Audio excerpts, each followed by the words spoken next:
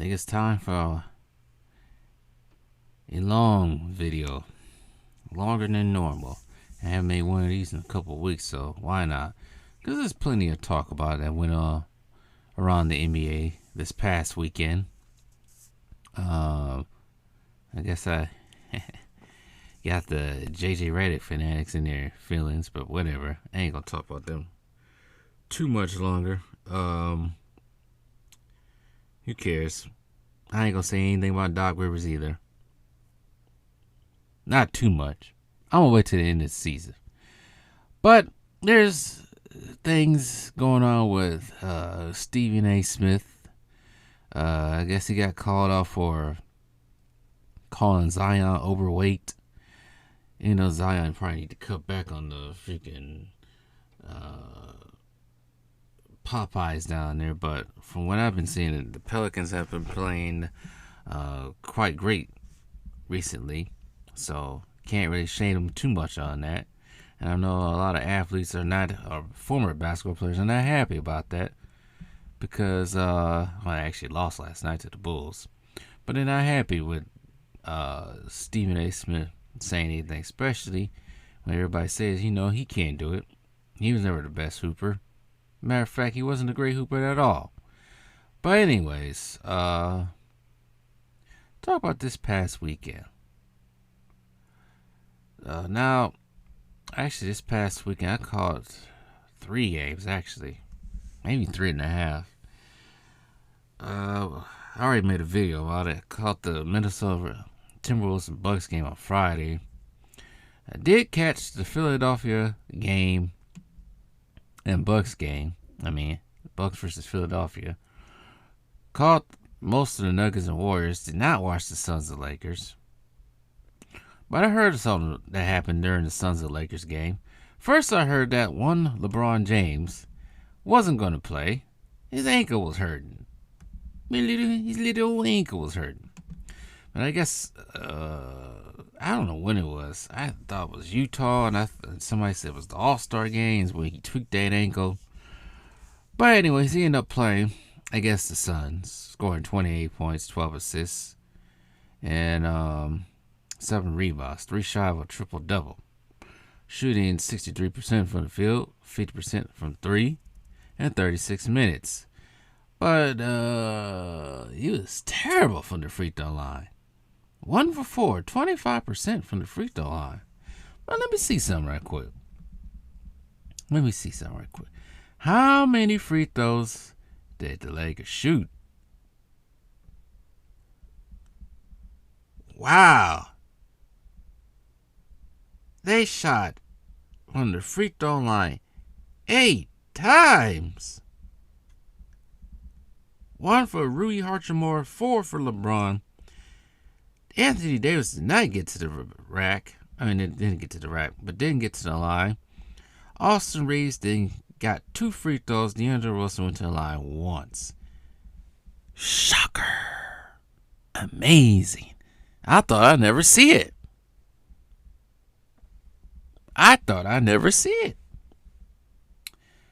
Wow. How about that? Rui Hachimura 13 points. Anthony Davis 22. Austin Reeves with 14. D'Angelo Russell with 20. Spencer Dinwiddie still doing Dinwiddie stuff with 3 points. Taurean Prince with 8. Jackson Hayes with 2. Max Christopher with 3. I thought I'd never see the day when the Lakers shoot below 10 free throws a game.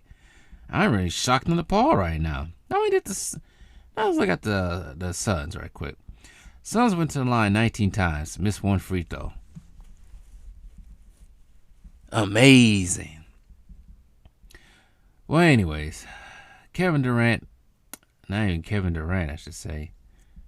Grayson Allen, for some reason, they had Devin Booker's name as top leading scorer on ESPN. But the leading scorer for the Phoenix Suns is actually Grayson Allen. He had 24 points.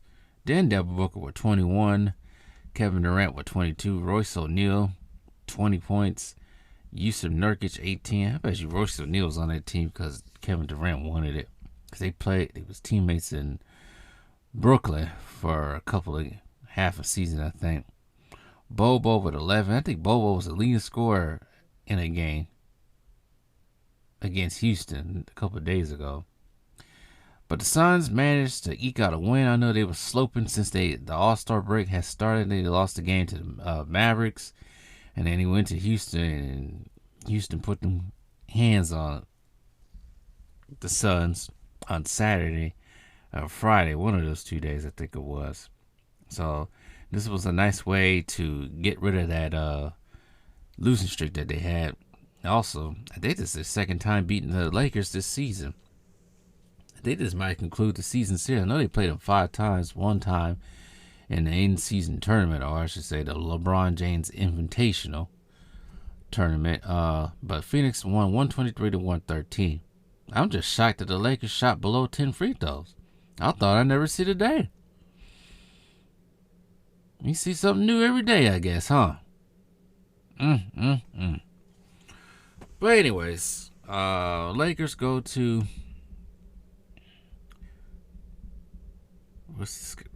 Can I get the standing right quick, please? I can't get the standings? All right. Here's the standings. Lakers go to 31-28. Suns go 34-24. Suns are now out of that play-in area. I know they didn't want to be in that. But they're tied with the Pelicans, who lost tonight to the Bulls. So Suns records 34-24. Pelicans are 34-24. Mavericks sloped down to 8th. Not too long ago, they was in 5th place, I thought. But now they slipped down to 8th, and the Lakers are in that nice spot after losing today. 3 games behind the Mavericks. 4 games behind the Mavericks in the loss column. But the Golden State Warriors, they lost tonight to Denver Nuggets. I should say last night to the Denver Nuggets. But they're 29-27, but they slipped down to the 10th spot. It's crazy. Simply because the Lakers have won more games than they have, and I think that's because they had that tragedy back in January, so I think they missed a couple of games. So I think that's why they in 10th spot. But speaking of Golden State Warriors, now this is a game I did watch. The question should be for a lot of Golden State fans out there, and I know I had some fanatics, some crazies come on my channel a couple of days ago. I was talking about Steph Curry, but do the Suns really have enough to do anything? And I would say, I don't even care what offending them. I'm just going to speak the real for once. F trying to appease people. I don't think the Warriors got enough. They're good enough to beat teams who really don't have a dominant or rebounding type big man. But if they was to go against the Nuggets or even the Lakers, shoot, might even go against the Suns. At this point, maybe even the Mavericks. They would have a tough time. Their weakness is no big man. They may have got away with it with the Sacramento Kings last year in the playoffs, and they barely got away with it. And then that weakness finally showed with Anthony Davis in that second round. But tonight, this tells me, I know it's a regular season, this tells me that they're going to have some problems playoff time. That's even if they get to the playoffs. The way it's going right now, I'm sure they had a little resurgence over the last couple of weeks. But I don't know about the Golden State Warriors. You can't rely on Steph Curry on everything. I know they got the young ones stepping up, but I think in order for them to be successful, I think they really need some type of height, some type of big or something, because I think that's going to kill them again this season if they even make it to the playoffs. But the Denver Nuggets, on the other side, they played Denver Nuggets basketball once again. Michael Porter Jr. had 8. Aaron Gordon was 21. Nikola Jokic had 20 points. Another triple-double, 20 points, 16 rebounds, and 16 assists. It's coming to the point he just does this in his sleep. I don't even think he's even trying at this point. It's crazy. Kentavious Caldwell-Pope had 19, and Jamal Murray had 18. 17, I mean. Ooh, I read that wrong. I'm reading the plus minus. I'm sorry. Rephrase that again. Michael Porter Jr. had 9 points. Aaron Gordon had 17. Jokic had 32, 16 assists, and 16 rebounds. Pope had 13 points. Jamal Murray had 27. Sorry, I was reading the plus minus. I don't know how that happened. Not too much from the bench. Bench was services full for them for most of the game. But yeah, the Nuggets, I know they're in third place right now, but I think once playoff time comes around, they're going to be really difficult. And there's a type of culture there, too, with this team that gets everybody buying in. The rookies, the lesser-known players on this roster buying in. And most of these people probably left the what's it called? The Eagles at the door. When you leave the Eagles at the door, success happens. Usually. As for the Golden State Warriors in this game, I'm watching this game. The Nuggets are just that much better than the Warriors. That's all I gotta say. They can try. The Warriors can try to make adjustments, but they played the Nuggets. There's nothing really they can do with the Nuggets at all. There's nothing. They're too undersized. I'm sorry. Andrew Wiggins had 14 points. I don't know what happened to him. His plus minus was a negative 14. Jonathan Kuminga had 19 points. Draymond Green had 7. 5 rebounds, 4 assists. Brandon Podziemski, I think that's how you pronounce his name, only had 4 points, 4 assists, 6 rebounds. Stephen Curry only had can I say it's a quiet 20 points? Pedestrian 20-point game. But the high man for the Warriors was Klay Thompson coming off the bench. He had 23, 2 rebounds, 1 assist. Shot 46% from the field. He shot better than Steph Curry. Steph Curry 31% from the field. A whopping disappointing 10% from the 3-point line. Curry, yeah, Curry sucked last night from 3. He was 1 for 10. 6 for 19 overall. He was terrible. No wonder why they lost. Gary Payton played, but his defensive presence somewhat was felt. Kevon Looney is not the answer to the big man problems. I did not know Trace Jackson Davis was Dale Davis' son. I did not know that at all. But he had 6 points tonight. Sarge had 4. Lester Cornez, I think that's how you pronounce the name, had 6 points. But yeah, in conclusion, when the Warriors just play bigger teams, they ain't always going to struggle. Chris Paul still hasn't played. I think he injured his hand. They say he should be back soon, but I don't think that's the answer either for him. But in conclusion, I don't think the Warriors have enough this year to really do anything. Right now, like I said, they're in that play-in section. Some other teams fall maybe, but even if they get to the playoffs, this is gonna be difficult for them. But then again, stranger things have happened with this team. But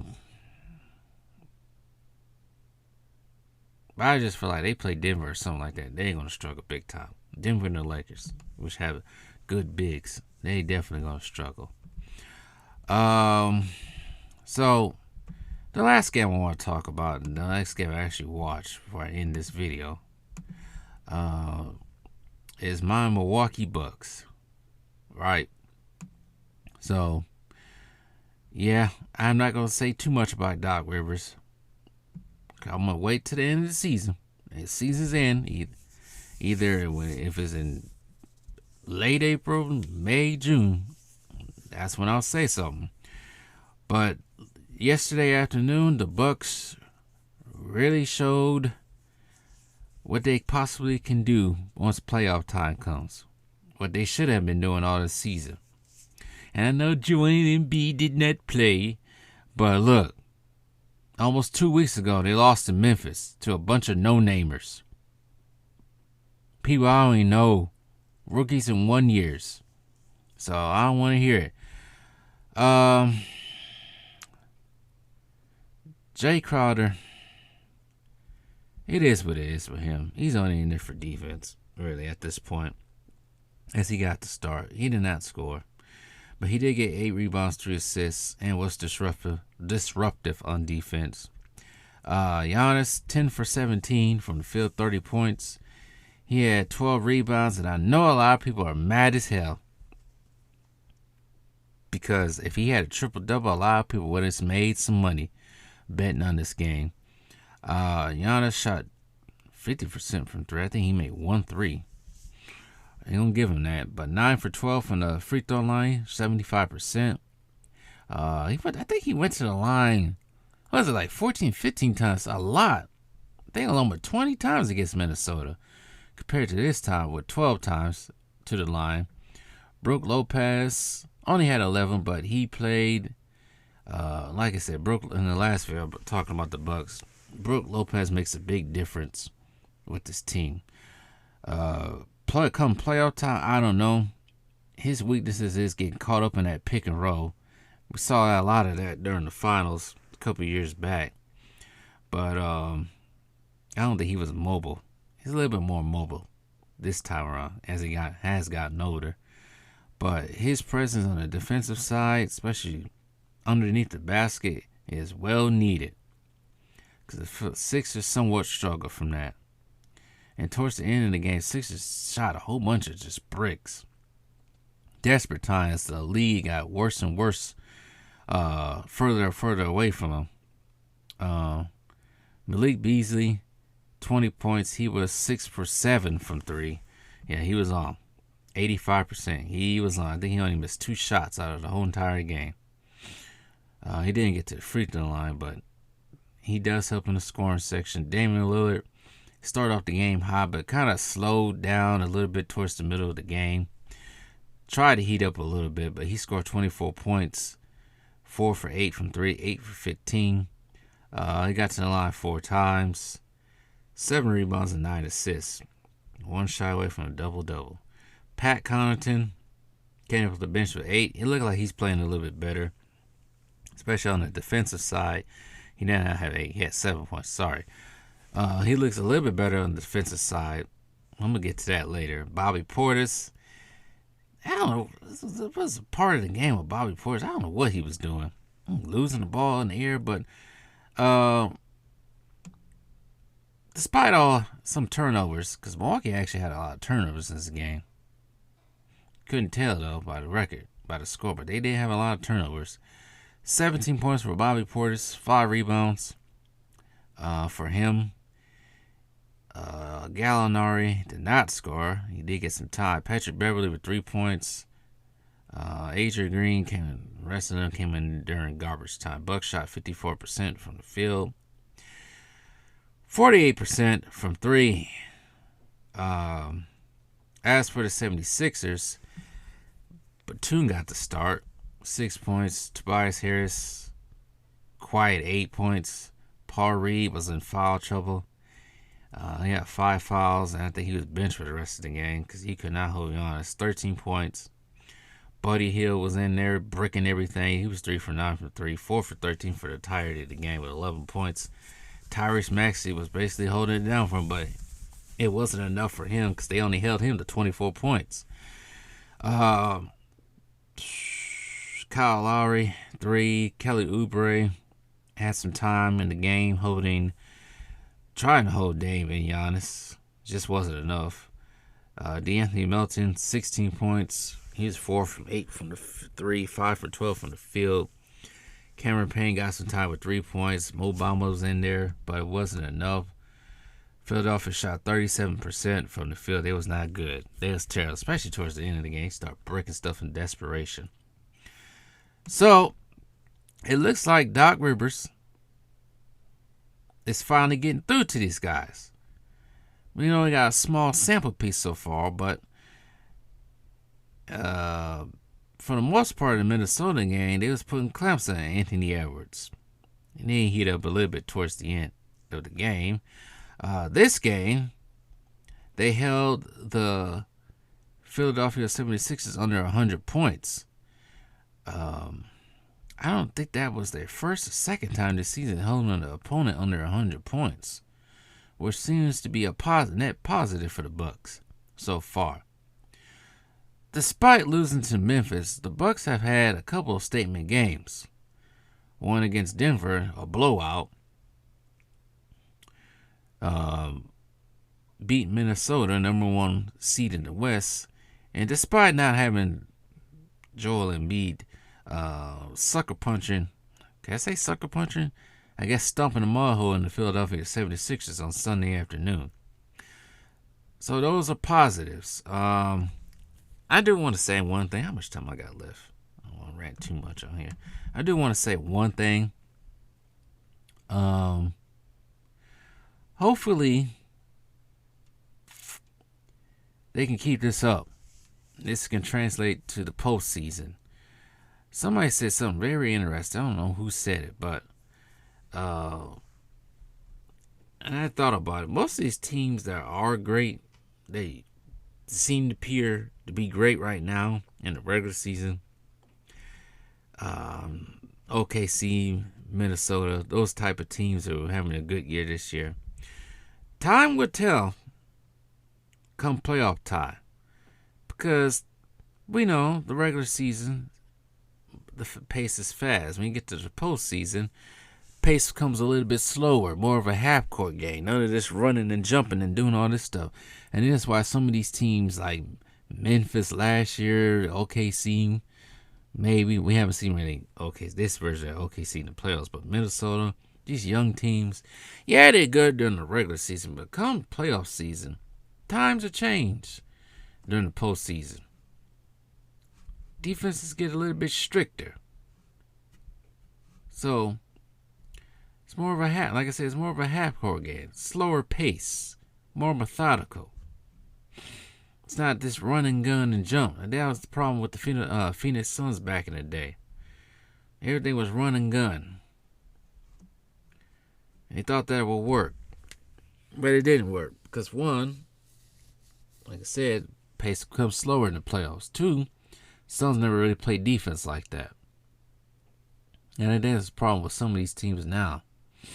As for the Bucks, maybe the slow pace will help them. We shall see. But I want to see something right quick. So, let's see. Don't do research while you're doing the finish. Shut the hell up. Do what I want. I hate when people try to come here and give me stupid ideas. Do what the hell I want. Since Doc Rivers has been on this team, coaching this team, let me see something right quick. So the Bucks are now 37-21, winners of 2.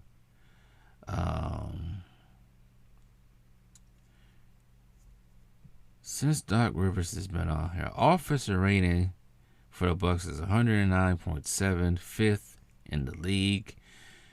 I think it's still the same when Adrian Griffin was coach.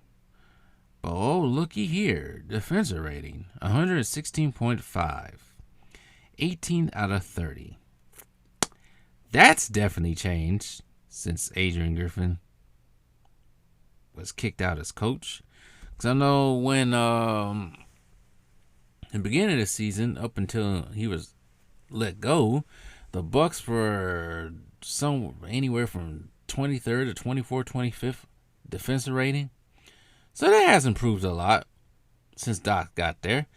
I think in order for the Bucks to win a championship, you had to be anywhere from, of course, from 1 through 10 to at least 15.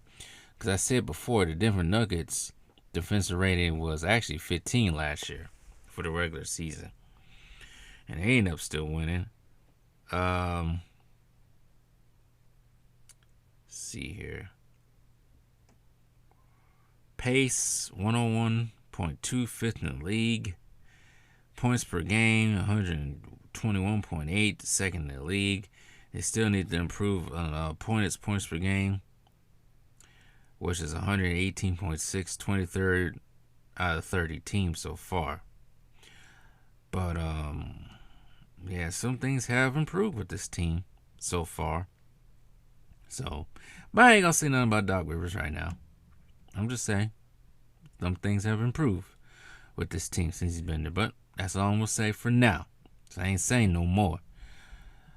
But as far as, like I said, going back to the start of this video, as far as Stephen A. Smith talking about Zion, dude, your hairline is receding. And I think we already know he's a buck dancing, willing to do anything for a paycheck. I think we already know about that, so nothing's new about that. But shout out to Jalen Rose, though. But this concludes this video. I want to get at least talk about a couple of these games so far. I didn't want to make 500 separate videos because I do want to make one more. And so that concludes that video. Tell me what you guys think.